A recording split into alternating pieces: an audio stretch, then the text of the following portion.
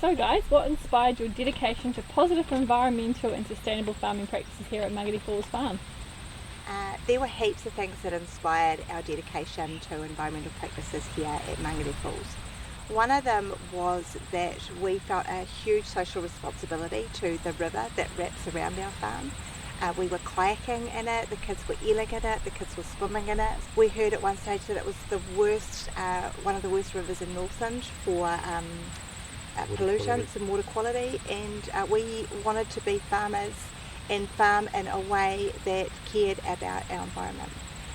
The other thing that happened was that the consumer in the world of social media starts caring about how farmers farm their environment. So we wanted to create a narrative that was genuine, that showed our genuine care for the farm, the animals and the environment where we work.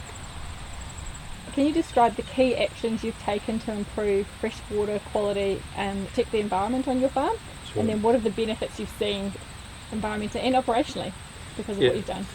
I think what we looked at was we wanted to create a passage through the farm from our drains that weren't creating excess sediment loss from our property. We had a lot of areas there that just weren't productive, so we looked at it, and we looked at it from a cost benefit point of view, and we also looked at it from a land management point of view, and we thought, yep, we can actually afford to retire that little bit of land there. We've found that since doing that, the paddocks have been more manageable. We've had cattle not getting into those areas. The water quality, having that filtration system before it, has certainly been a real positive for us. So what we're wanting to make sure is what's leaving farm is a really good source of water that's leaving. Awesome. And there's lots of changes impacting on the farming sector regarding environmental management. What advice would you give to other farmers on navigating through changes successfully?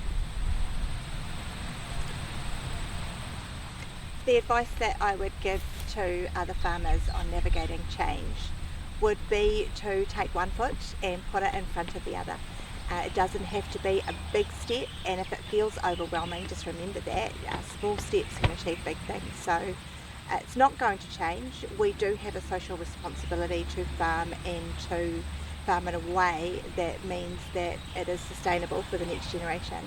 So just to carry on what you're doing well, and then making sure that the changes that you're making are in line with what they're looking for as well. If you don't do it in a period of time, then it makes it difficult to actually catch up. So being early adopters has been a big part of what we've done here at Mangere Falls Farm. How have you guys managed to keep environmental projects on track and set achievable goals? The hardest part has been when you have a large scale property and you're looking at what next, making sure that it's manageable for that year as well. So if we're looking at planting out 2,000 trees this year, it's making sure that it's manageable. We're not going to try for 5,000 or 10,000 unless we have people to actually help us out.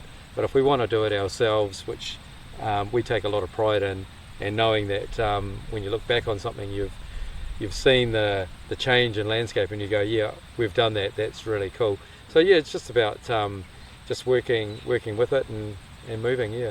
Have a plan in mind, know what you want to achieve. Your farm environment plan helps, and then break it down into step by step by step. And I think what has been really rewarding is recording your achievements and your progress, and then you can look back and see how far you've come, which is a pretty cool part of the process. Awesome. Last one, what are you most proud of in your journey towards sustainable farming, and what's your vision for the future of Mangere Falls Farm?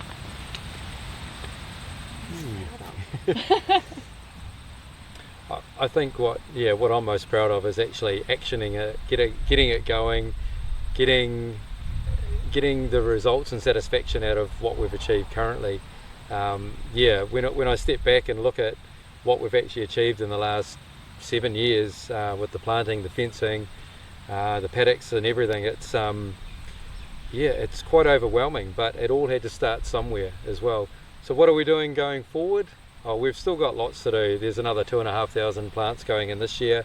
There's other fencing on ancillary parts of the farm that need work and tidying up. So we'll be looking at best use of those paddocks and areas on the property at the moment. Our goals moving forward are to start thinking about how we leave the farm.